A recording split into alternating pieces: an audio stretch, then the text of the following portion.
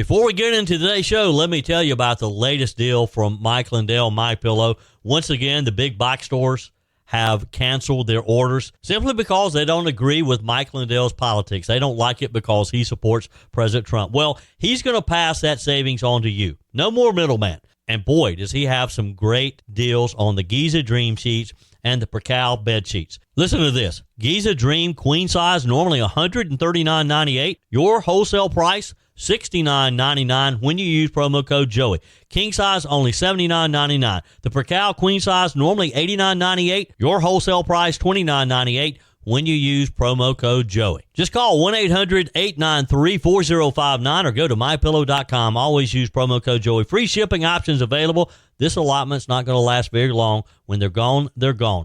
mypillow.com. Promo code Joey. Thanks for joining me in the PhD Weight Loss and Nutrition Studios. To lose weight for the last time, visit myphdweightloss.com. A Washington socialite and journalist has accused former First Lady Jill Biden of elder abuse in an explosive new interview after former President Joe Biden was diagnosed with advanced prostate cancer. Also, the New York Post published a well-known and respected geriatric doctor's op-ed confirming she believes Joe Biden's been abused. We have the details of this narrative that is developing around Joe Biden's failing health. President Trump lashed out at who he called a terrible NBC reporter over a Qatar jet question during an Oval Office meeting with South African president, calling the reporter a jerk and an idiot. We have those details for you, too. And an extra $1 billion fell into the South Carolina legislators' laps as they started budget negotiations this week, which makes a budget process a little bit easier when you have that much extra money to spend.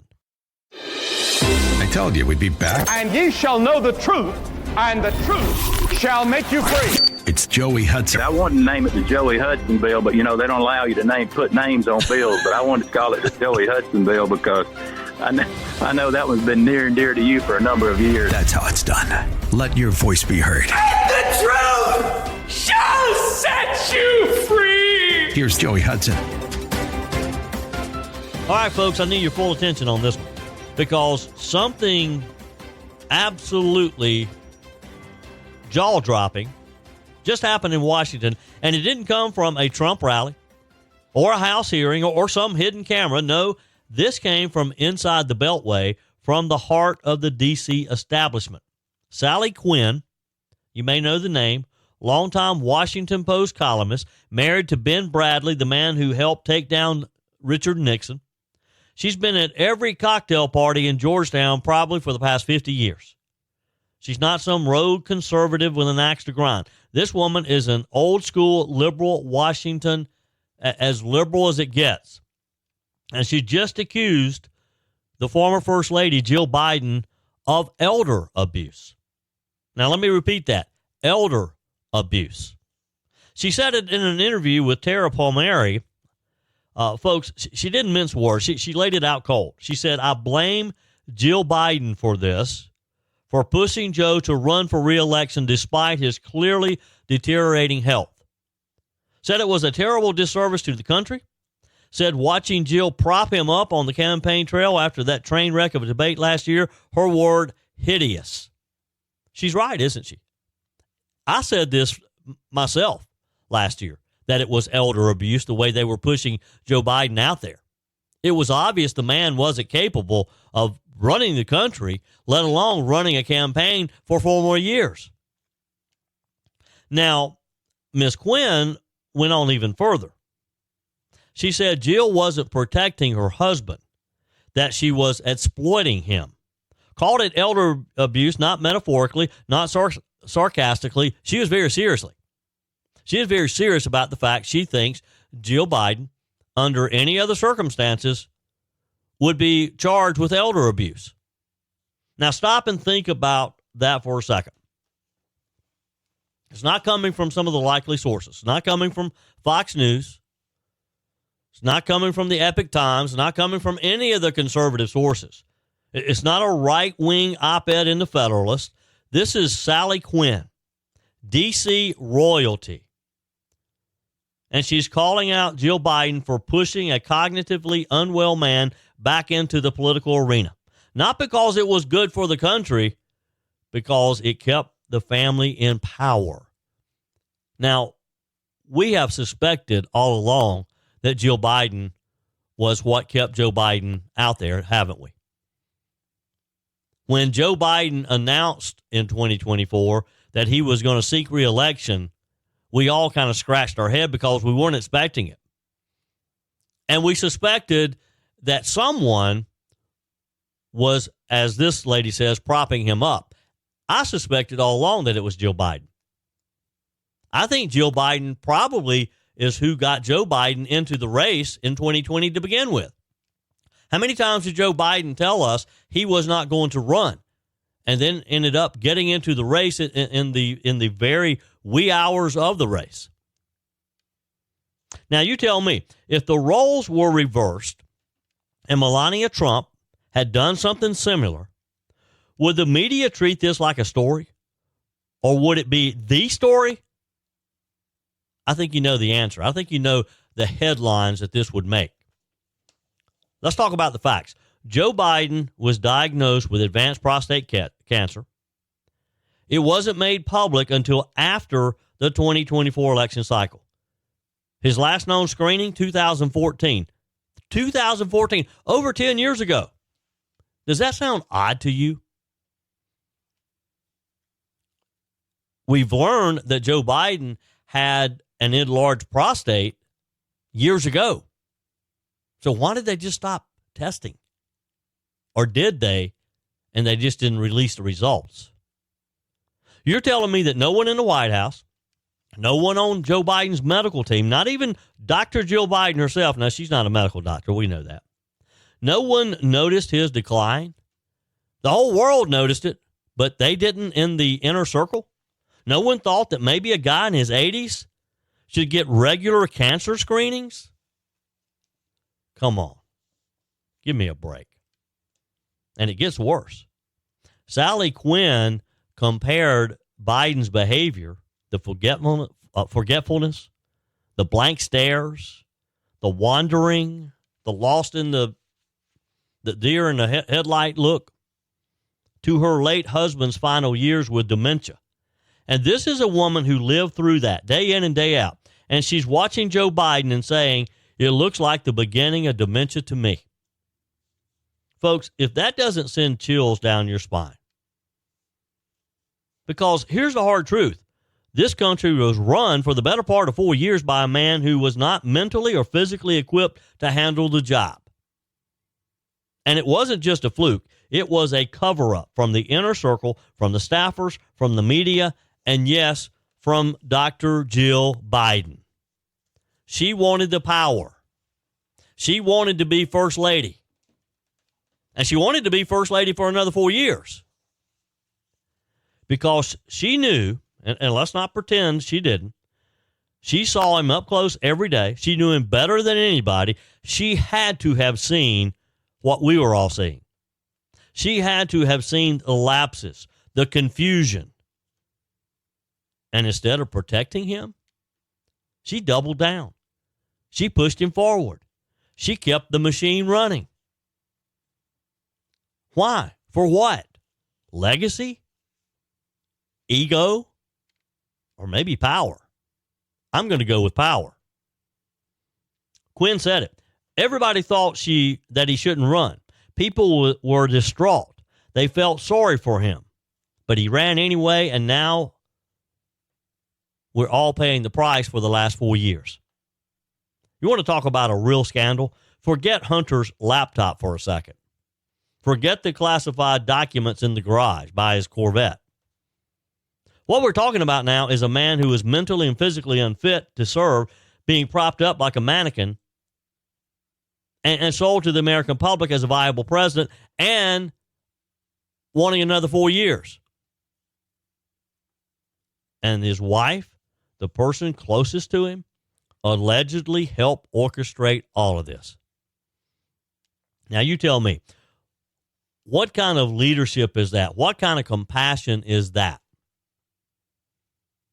Sally Quinn is right. It's not leadership. It's not compassion. It's abuse. It's exploitation. It's elder abuse on the biggest stage in the world. You agree? You agree that this was elder abuse? Now, the question is, do we just let it go? Do we forget it? Do we just put the last 4 years behind us and move on? Because we can't change it, I don't guess. Does Jill Biden, is she held responsible in any way? And the media, what about the mainstream media? Don't you think they owe all of us an apology? Because they laughed off every question about Biden's health for years. Every time someone said, hey, this doesn't look right, they sneered. That's just a right-wing conspiracy theory, they'd say. They'd write. They'd report. Yeah, we're all just a bunch of nut jobs, conspiracy theorists. Well, guess what? The truth has a way of coming out, doesn't it? Even when it comes from the most unlikely corners of D.C. high society, like Sally Quinn. Wonder if the mainstream media will pick up on this. Now, Quinn's not the only one. Coming up next, I'm going to tell you the story. I'm going to share with you an op-ed that was published in the New York Post yesterday by Elaine Healy. Well, who is Elaine Healy? She's a medical doctor, a practicing geriatric physician, certified nursing home medical director, and she wrote an op-ed published in the New York Post where she says, as a professional, as a geriatric medical specialist, she is too familiar with the signs of elder abuse. I'm going to give you her assessment of just what was going on with Joe Biden. That's up next. Okay, continuing this story on Joe Biden and the accusations from a well-known socialite, Democrat, left-leaning liberal, Sally Quinn. She's a longtime Washington Post columnist who yesterday accused Jill Biden of elder abuse. Well, she's not the only one. Elaine Healy is a medical doctor, practicing geriatric physician, certified nursing home medical director. She wrote an op-ed published in the New York Post.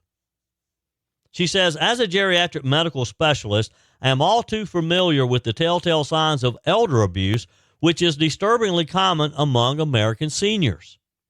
So as an alarmed citizen, I have referred former President Joe Biden to Adult Protective Services Division of Delaware's Department of Health and Social Services as a likely elder abuse victim, naming Jill Biden, Dr. Kevin O'Connor, and former Biden Chief of Staff Jeffrey Zients as possible perpetrators. The news of Biden's advanced prostate cancer diagnosis, the release of audio from Special Counsel Robert Hur's 2023 interview, and the revelations of Biden's cognitive decline from the new book, Original Sin, make it clear to me, she writes, that we're seeing something even more than a political and media cover-up. The former president was, and likely still is, being victimized. Healy writes, elder abuse is an intentional act or failure to act by a caregiver or another trusted person that causes or creates a risk of harm to an older adult.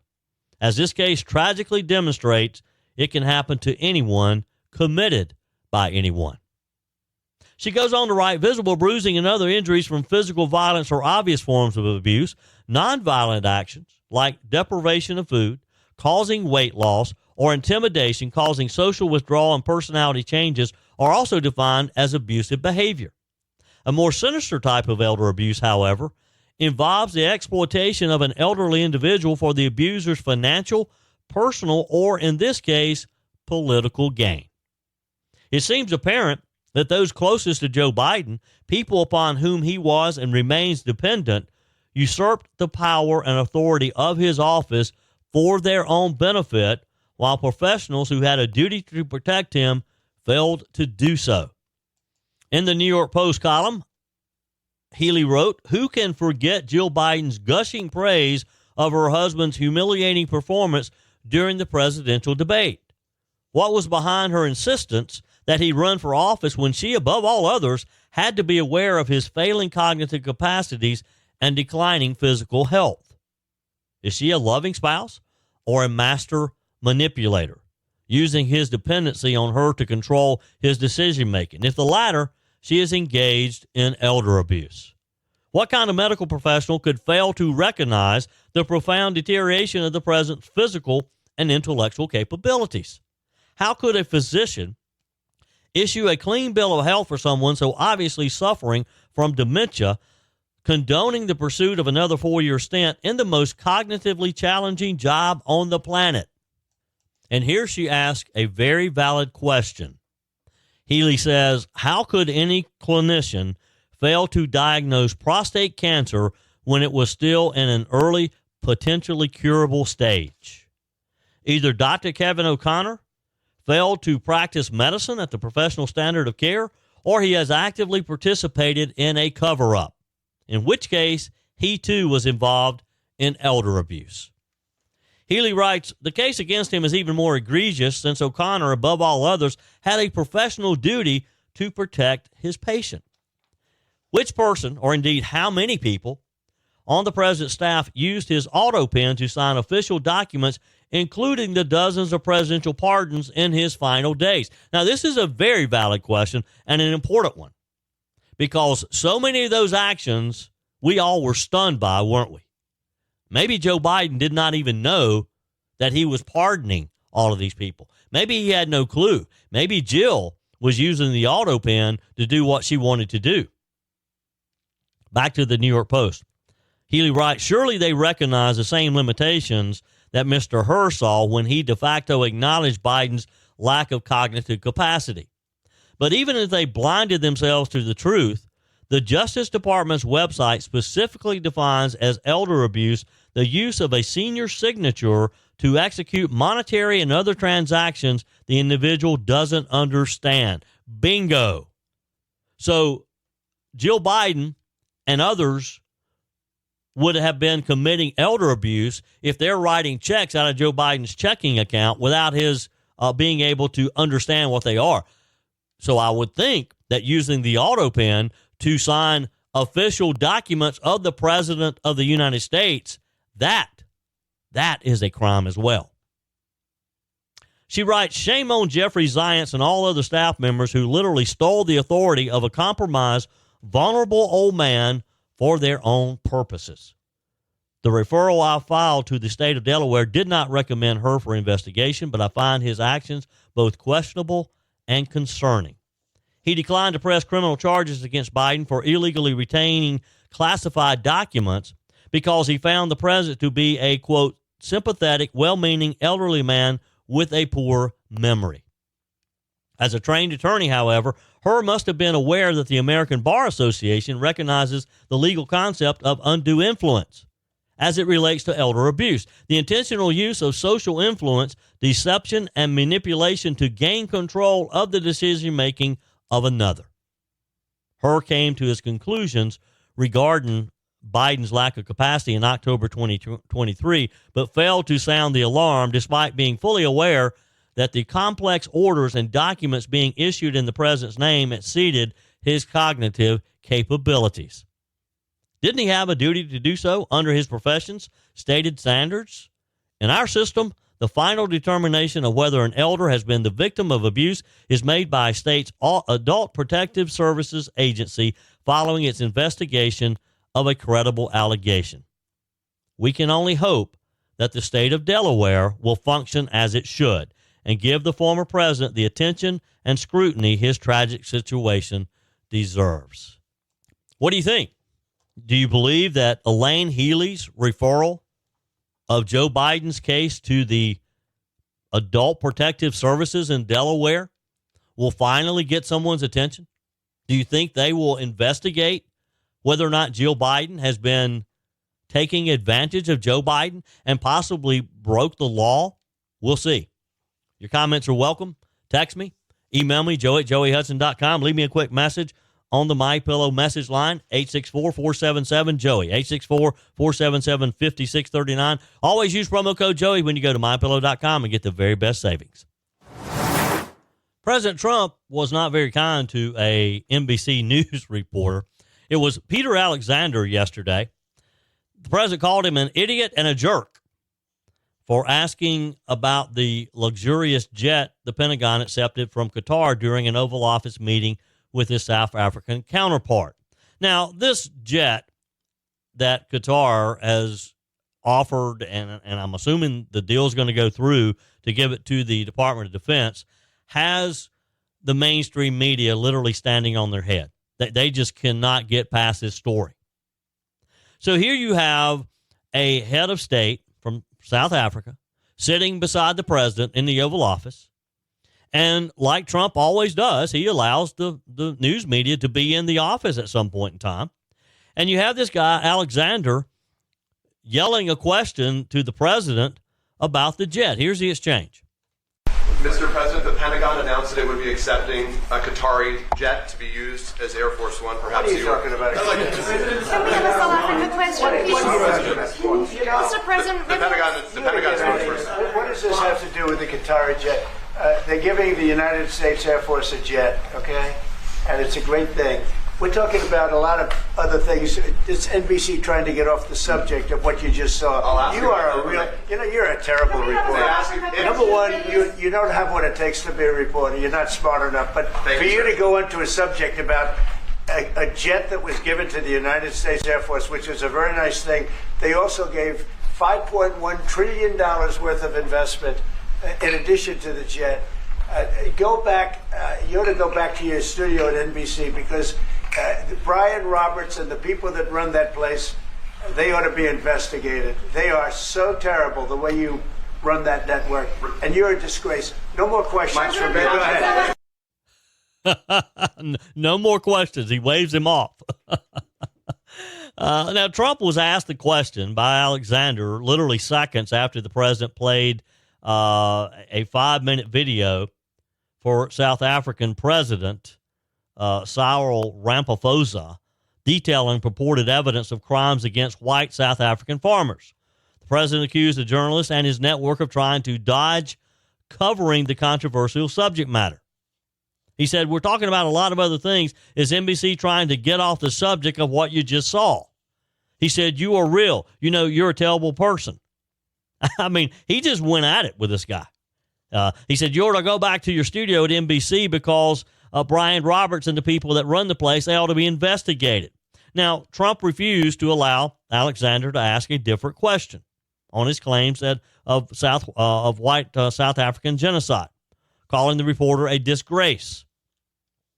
He said his name is Peter something. He's a terrible reporter. Unfazed by the public ridicule and Trump's attempts to move on, Alexander continued to press the president, again yelling out questions. Trump was still seething about the Qatar jet query several minutes later after both he and the South African president responded to a question about the allegations of genocide in South Africa. He said if the news wasn't fake like NBC, which is fake news, if they weren't fake news like this jerk that we have here, if we had real reporters, they'd be covering it. The president of South Africa attempted to defuse the situation by apologizing to Trump for not coming to the White House with a plane in tow. Wow. And speaking of the circus in Washington is back. Capitol Hill once again turned into a political street theater as left-wing activists, including the group calling themselves the People's Action Institute, flooded the halls of Congress yesterday, chanting, blocking doors, raising fists, and screaming slogans like Medicaid cuts kill. Let me translate for you. We don't want reform. We don't want accountability. We just want more government checks. No questions asked. That's basically what they were saying. The protesters, some of them were in wheelchairs, others just looking for a photo op, shut down the hallways in the Longworth House office building. They stormed into budget markup meetings. They screamed about killing veterans and the disabled. They waved their signs. They shouted, "We got power." Meanwhile, the adults in the room were trying to do something responsible. The Republican members of the committee, they're trying to pass a budget that reforms Medicaid. It stops the bleeding, and it restores basic accountability to a program that now covers 71 million Americans and costs hundreds of billions of dollars a year. You and I are paying it. Let's be clear. No one is ripping health care away from the poor. No one is canceling coverage for disabled and especially for veterans. It's a flat-out lie. They know it. What this bill does, what Trump and House Republicans are trying to do, we had Representative Ralph Norman on the show on Monday. If you missed that, go back and listen. Go back and listen in the podcast. I don't have the episode number, but go back and just search for Ralph Norman in Just the Truth and listen to that. Listen to what he said. We got to clean Medicaid up. We got to clean this mess up. We're talking about work requirements for able-bodied adults. Now, who can object to requiring someone who is able to work to do that in exchange for services? We're talking about ending fraud, closing loopholes, making states responsible for runaway spending instead of dumping it all on federal taxpayers. That's not cruelty. It's common sense. And if we want our government to be accountable, and if we want the size of federal government reduced, like, hey, an overwhelming majority voted for Donald Trump last year, that's what he had promised he would do. So you got to assume that they want them to do what it's going to take to get to that, to accomplish that. And one of those programs that's out of control is Medicaid. As Congressman Ralph Norman told us, he wants illegals off of the Medicaid rolls.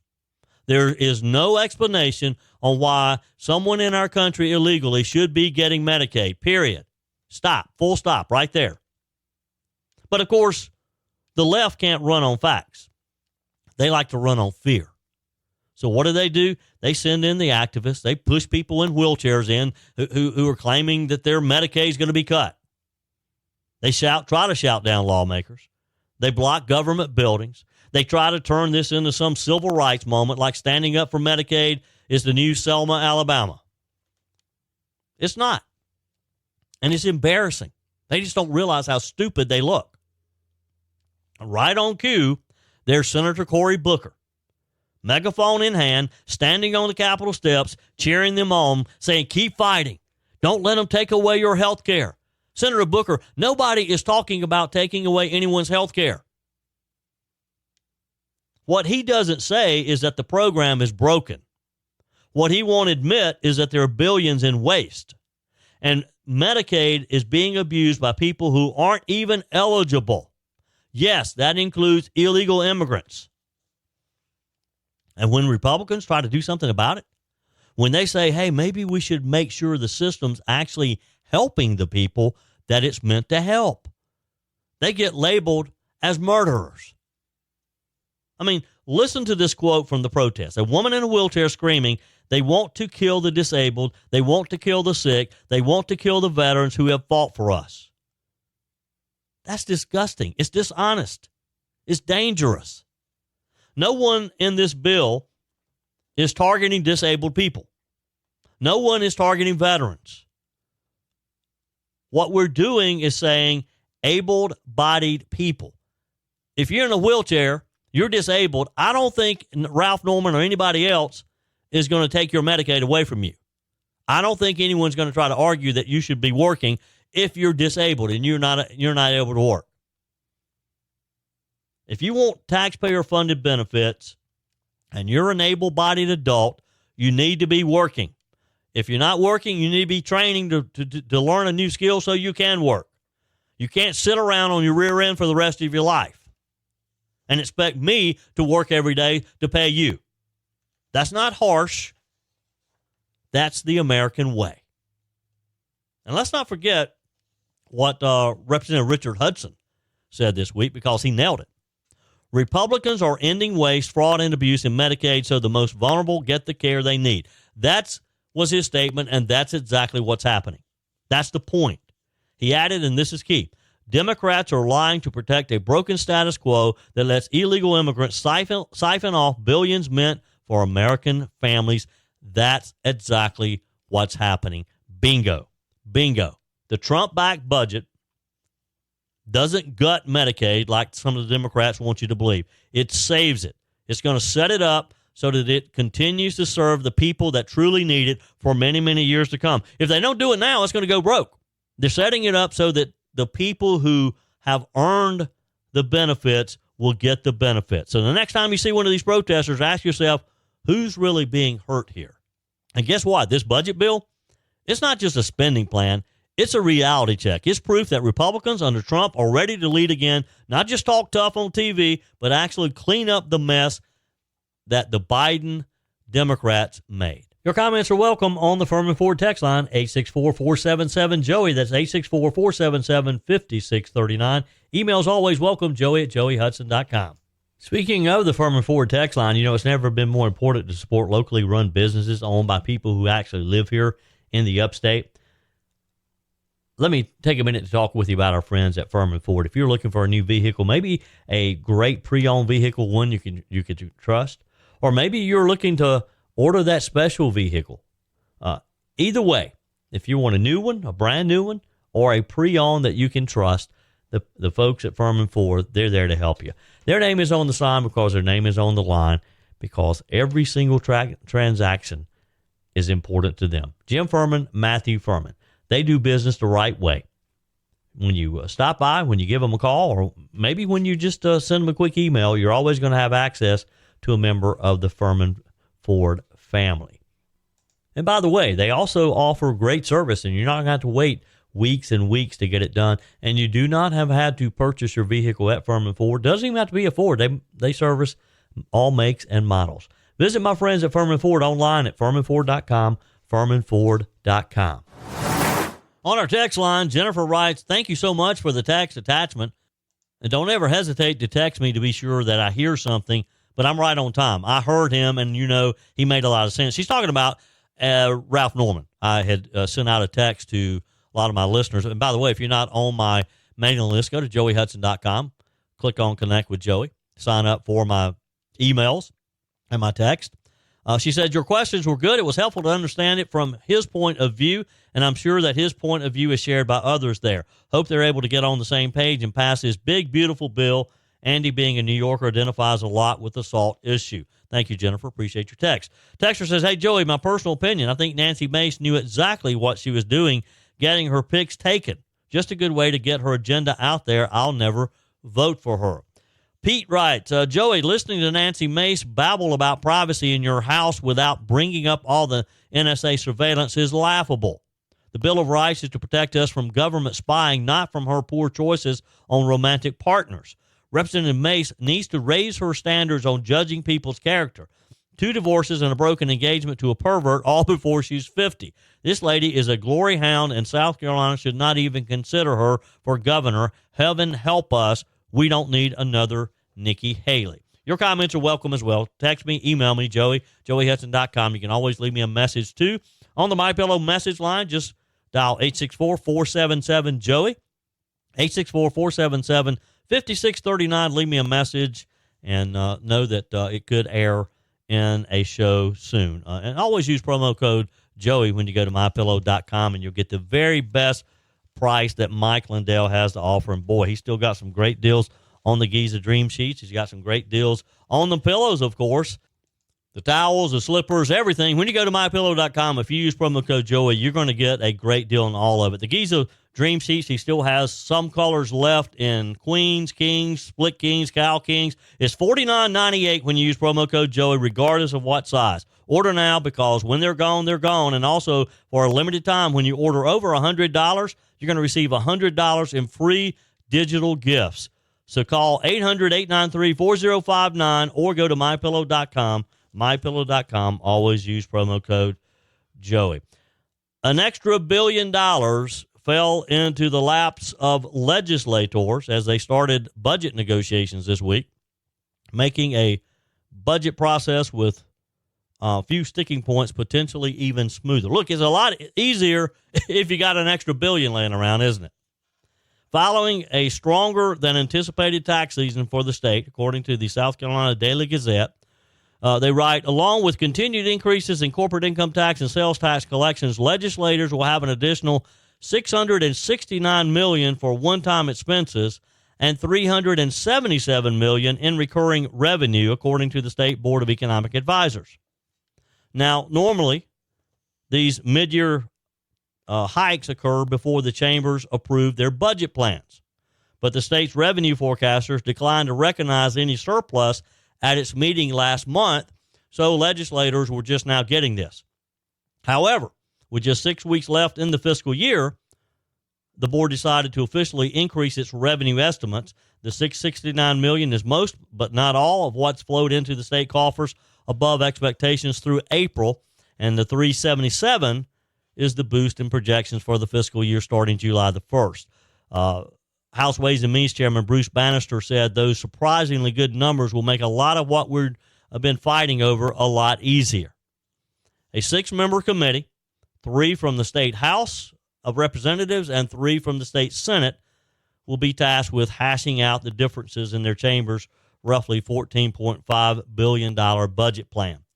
The panel met publicly for about an hour on Tuesday before staff members or the staff mentioned the $1 billion adjustment, and the meeting adjourned.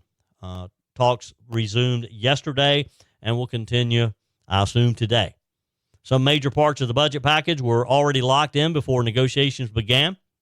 That includes $1,500 raises in the state's minimum pay for teachers and an accelerated income tax cut, which completes a 2022 law that phased in rate reductions. Other items that are still up for debate, for example, the Senate put an additional $100 million into updating aging bridges across the state, while the House provided $200 million as the second installment of a 5-year $1 billion commitment sought by the State Department of Transportation. The Senate sent the DOT $25 million to cover cleanup costs of Hurricane Helene, not paid by the federal government, while the House provided $35 million. So these differences, they'll sit down and they'll hash it all out. These 3 House members and 3 senators. There are a number of projects at the state's universities that one chamber funded while the other did not. Other differences are in how the money's spent. For example, both chambers put an additional $112 million into state aid to classrooms, which is meant for teachers' raises. So that amount is set. However, an adjustment in the way the House proposes to fund virtual charter schools could shift more of that total to traditional K-12 schools. How the Compromise Committee might spend the additional $1 billion? Well, who knows? Representative Bannister, when questioned by the South Carolina Daily Gazette, did not give any hints as to how that might go. Legislators already expected smoother sailing during this year's budget process than in recent years because of the good numbers. When disagreements over how much to spend on Clemson's new veterinary school either stalled the process or derailed it for weeks, now, with plenty of money, they can do things like that. The committee expects to reach a compromise by the end of the week, sending the spending plan back to both chambers for final approval next Wednesday. That leaves more time than usual before the fiscal year begins July the 1st. Budget negotiations normally carry into June, sometimes with only days to spare. But, hey, again, got an extra $1 billion lying around? It's easy to do, isn't it? Look, I could map out my spending plan. My family budget with Peg and Jesse and Simon a lot easier if I had that much money, extra money laying around. A lot of the new money could be put into savings, adding to the $1.2 billion that's already in reserves. Representative Bannister said there's enough money to cover everything, and then we'll have money left over that we will not allocate in this budget cycle. And I'm glad to hear that, because too often they get these forecasts of this extra money and they feel like they have to spend it. You don't have to spend it for the sake of spending it. Put it in the reserve fund, because I can promise you there'll be another rainy day at some point. Despite getting more revenue than expected, according to the report, the state's economic forecasters are warning that this growth may not last, and it probably won't. Although the state's population and income are expected to continue to grow, proposed tariffs could cause some businesses to take a more measured approach to activity. We don't know what's going to happen. So, again, kudos to some of the ones who, and to Representative Bannister for saying, hey, We'll just put it in the reserves. Putting aside part of this year's extra revenue for next year's budget process could help offset some of those impacts as well. Bannister said, certainly it's nice to have growing revenues and one-time money that's not going to be spent this year to have a cushion in case something does come up in the next 12 to 24 months. I hope they stick to that. I hope they don't feel like they have to spend this money. Nobody is going to be upset if they put a little more in savings, right? Will you be upset if they tuck away some of this money so that maybe, just maybe, we can get that additional state income tax decrease? I wonder how much extra they'd have to have in order to make that possible right away, to take it down to zero. That'd be a good question. Maybe we can get Representative Bannister or someone to look into that for us.